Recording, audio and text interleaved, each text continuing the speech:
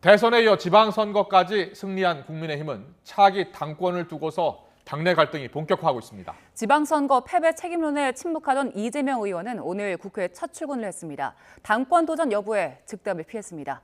엄윤주 기자.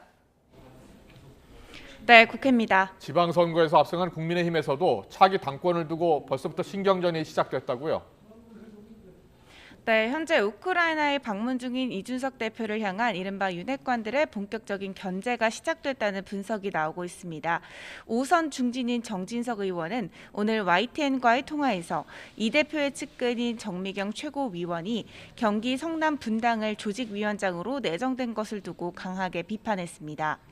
이 대표가 공천 혁신위를 한다면서 자신의 측근을 최고 승률 지역에 출마시킨다는 건 혁신도, 정도도, 공정과 상식에도 어긋난다고 말했습니다. 반면 정미경 최고위원은 YTN과의 통화에서 자신은 지난달 공모 절차를 밟아 서류 심사와 면접을 거쳐 경기 분당을 조직위원장에 내정됐다고 반박했는데요. 이런 가운데 현재 우크라이나에 머물고 있는 이준석 대표는 SNS를 통해 자신을 둘러싼 당내 논란에 한국에서 러시아를 역성드는 발언을 많이 해 우크라이나 정치인들이 붕괴하고 있다며 자중하라고 날을 세웠습니다. 이처럼 차기 당권을 두고 당내 갈등이 수면 위로 떠오르자 권성동 원내대표는 권력 다툼 비화는 억측이라며 거듭 선을 그었는데요. 그러면서 이준석 대표의 임기에 대해 왈가왈부하는 것은 부적절하고 정미경 최고위원의 지역구 문제는 최고위원회에서 다루어보겠다고 설명했습니다. 직접 들어보시죠. 조직 강화 특위에서 조직책을 공모해서 선정한 다음에 최고위원회에 올라오니까 최고위원회에서 만약 부당한 선정이 있다 그러면은 그 부분에 대해서는 지적을 하도록 하겠습니다. 가정을 전제로 답변하는 것은 적절치가 않습니다. 아직 올라오지 않았기 때문에.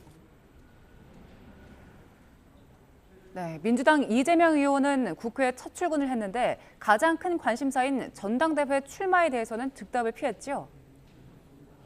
네, 먼저 오늘 국회에 첫 출근한 이재명 의원은 국민의 충직한 일꾼으로서 또 대한민국 헌법기관으로서 무거운 책임감을 느끼고 최선을 다하겠다고 밝혔습니다. 직접 들어보겠습니다. 국민의 충직한 일꾼으로서 또 대한민국 헌법기관으로서 무거운 책임감을 느끼고 최선을 다하겠다는 말씀을 드립니다. 혹시 당내에서 총괄 선대위원장으로서 지난 부선 패배에 대해서 책임에 대해서 조금 더 우리 국민들과 또 우리 당원 여러분, 지지자 여러분들의 의견을 낮은 자세로 겸허하게 열심히 듣고 있는 중입니다.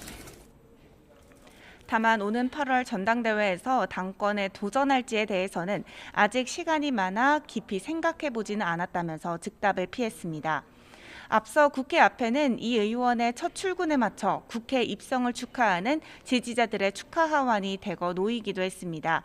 이에 대해 이 의원은 SNS에 마음만 감사히 받고 하원과 축하나는 정중히 사양하는 점을 널리 양해해달라면서 성실한 의정활동으로 보답하겠다고 밝혔습니다.